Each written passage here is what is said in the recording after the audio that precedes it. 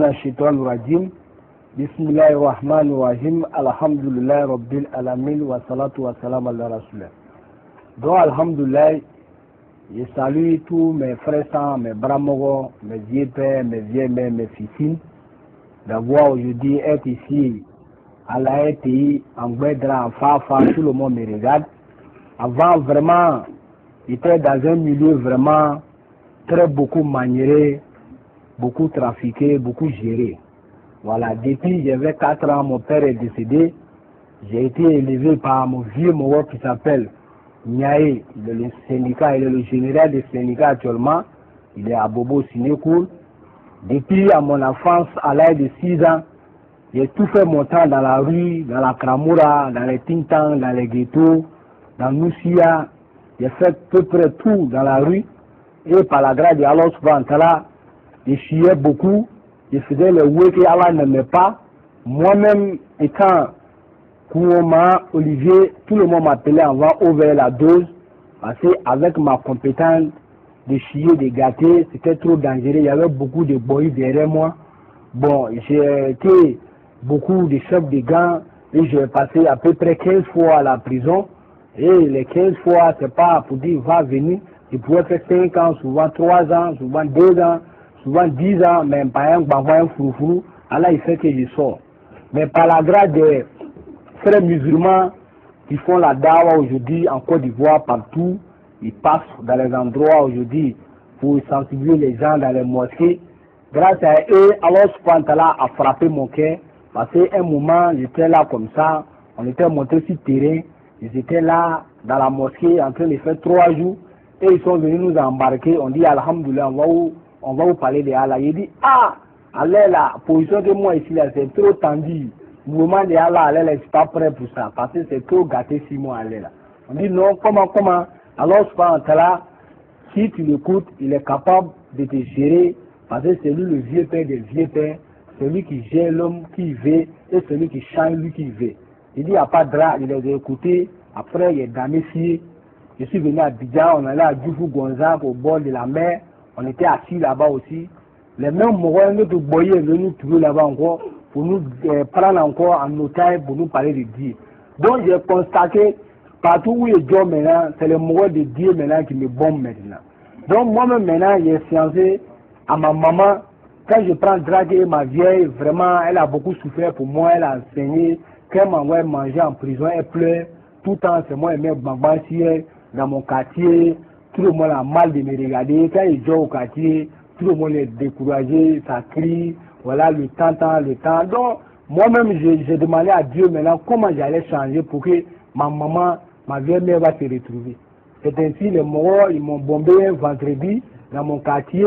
Ils m'ont trafiqué. On dit non, il faut venir à la mosquée. Là-bas, il y a un mouvement là-bas, on va parler de Allah. Ils m'ont fait jouer à la mosquée. Ils m'ont fait tester la calma. Et moi, je leur ai posé 2 questions. J'ai dit, est-ce que si je deviens musulman, est-ce que je pourrais changer?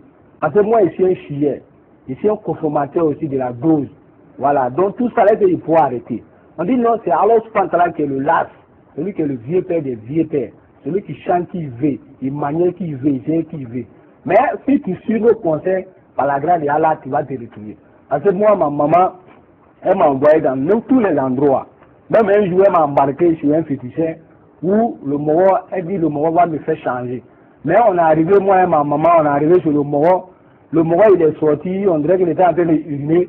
Et ma vieille mère allait prendre l'eau dehors. Moi, il y a quelque chose qui m'a inspiré de soulever son tapis. Quand il a soulevé le tapis de Moro, il y avait un jeton qui était dedans. Waouh. Donc moi, j'ai éliminé les jetons là. Donc le Moro, il est venu s'asseoir. Après, ma maman est venue s'asseoir. Donc lui n'a pas pris drague, c'est moi éliminé le jeton.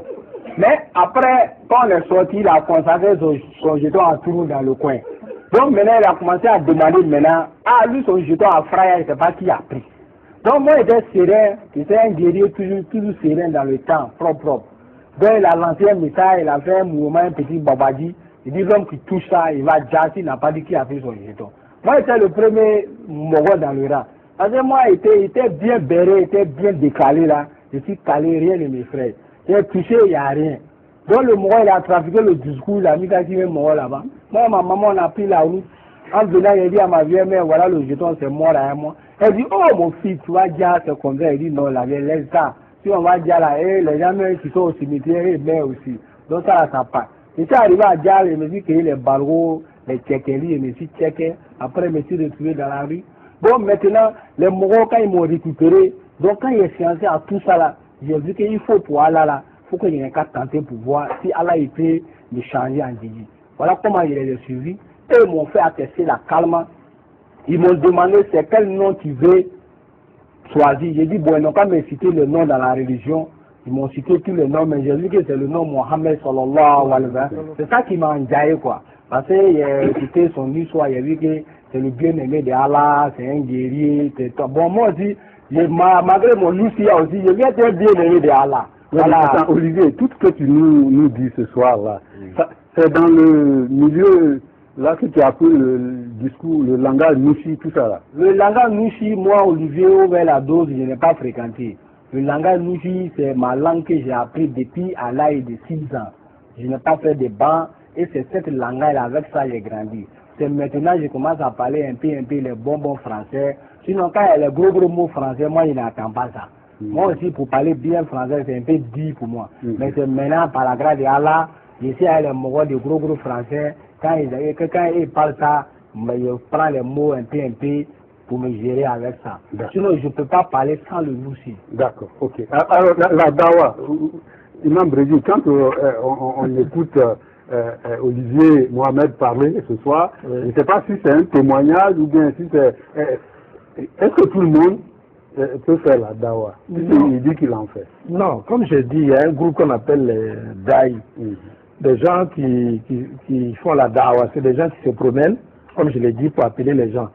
C'est grâce à leur action que lui est devenu musulman. Donc en même temps, ils l'ont embarqué dans leur mouvement et aujourd'hui, c'est dans ce mouvement-là qu'il évolue. Il fait ce témoignage pour démontrer qu'on peut être mauvais et Dieu peut nous changer. Ils ont aussi fait ce témoignage pour que ceux qui sont encore dans le mal, ils se disent que Dieu peut les changer toujours. Et comme c'est ce langage-là qu'ils écoutent mieux, c'est cela, il est obligé de s'exprimer dans ça. Et une fois, je l'ai amené même à la Maka, où on a fait une conférence et tous les prisonniers ont apprécié son intervention. Donc c'est ce mouvement de Dawa là qui l'a amené aujourd'hui où il est.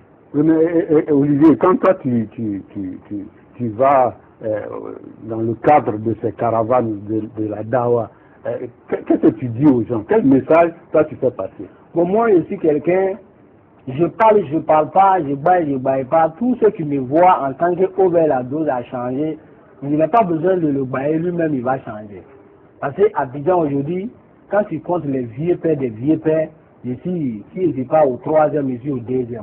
Donc tu étais bien connu dans le milieu. Oui, parce que j'ai grandi avec John Pololo, Atana, Folio, Alasgo de Paris, Usé, les Nyan Système, les Faremois, vieux père Waro, les Gorgé, les Pandé, donc tous les Tangara, tous les vieux Mogos enfants d'Abidjan qui sont les Corodes du ghetto, c'est avec tout cela moi j'ai grandi.